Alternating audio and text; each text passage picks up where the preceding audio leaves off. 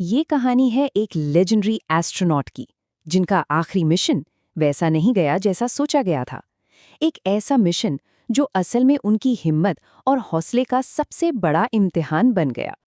Astronauts को लेके लोगों में जो एक फैसिनेशन है, उसे ये एक छोटी सी मजेदार टिप्पणी बहुत अच्छे से बताती है। मतलब हम इस काम को कितना कमाल का मानते हैं ना। चलिए अब जरा इन नंबर्स को देखते हैं। ये है 27। ये वो साल हैं जो उन्होंने नासा को दिए। 27 साल जो उन्होंने स्पेस एक्सप्लोरेशन के नाम कर दिए।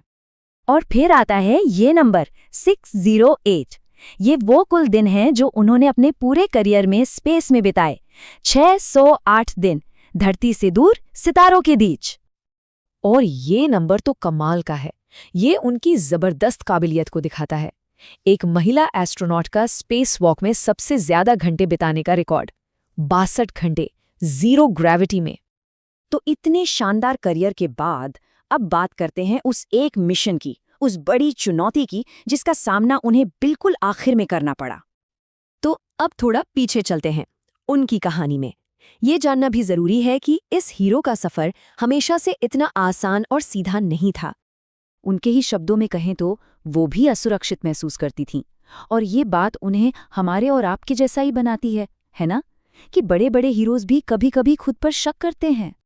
उनका रास्ता वो कोई सीधी लकीर नहीं था। एक मल्टीकल्चरल परिवार में बड़ा होना, जहां वो खुद को थोड़ा अलग महसूस करती थीं, पढ़ाई में मुश्किलों का सामना करना और हमेशा खुद पर थोड़ा शक करना, इन सब चुनौतियों को उन्होंने पार किया।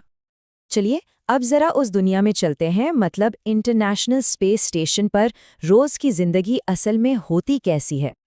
तो सवाल ये है कि स्पेस में रहने की असलियत क्या है। क्या वो हमेशा वैसी ही होती है जैसी हम फिल्मों में देखते हैं, या कुछ और ही है? देखिए, असलियत काफी अलग है।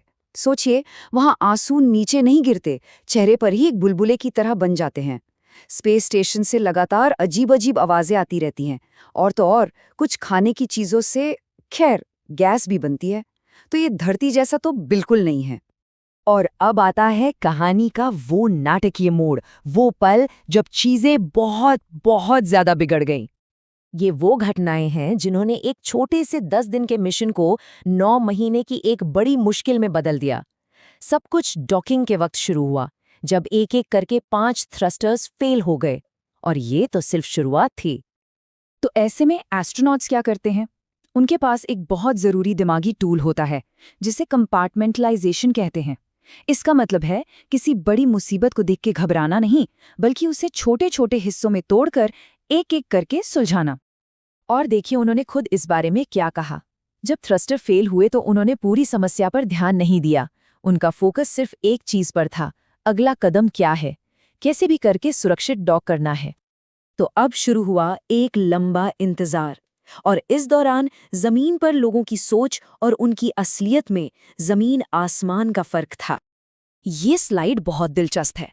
देखिए, एक तरफ मीडिया की सुर्खियां थी कि वो फंस गई हैं, अकेली पड़ गई हैं, और दूसरी तरफ उनकी सोच थी जो बस ये थी कि मैं कैसे मदद कर सकती हूँ, और काम करते रहना है। इतने लंबे समय बाद धरती पर लौटना वो भी एक बहुत बड़ी चुनौती थी। शुरुआती 48 घंटे बहुत मुश्किल थे। और पता है, धरती पर जो पहली चीज उन्होंने महसूस की वो थी रेगिस्तान की हवा में मिट्टी की खुशबू। और उनका पहला खाना, एक ग्रिल्ड चीज सैंडविच, बिल्कुल वैसा ही जैसा उनके पापा बनाते थे। तो अब बात करते हैं उस सबसे बड़ी सीख की, उस गहरे ज्ञान की जो वो इस असाधारण सफर से अपने साथ लेकर आए। ये बात उनकी विनम्रता को दिखाती है।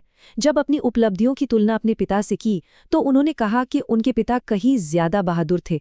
उनकी नज़र में एक अप्रवासी के तौर पर उनके पिता का संघर्ष स्पेस में जाने से भी बड़ा काम था। तो सवाल ये उठता है कि आखिर 286 दिन तक ऊपर से पृथ्वी को देखने का सबसे बड़ा सबक क्या हो सकता है।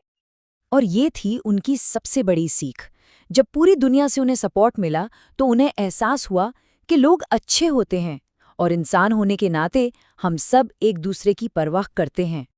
तो ये कहानी हमें एक सवाल के साथ छोड़ जाती है कि अगर हम सब एक पल के लिए अपनी दुनिया को सुनीता विलियम्स की नज़रों से देख पाते, तो हमें क्या नजर आता।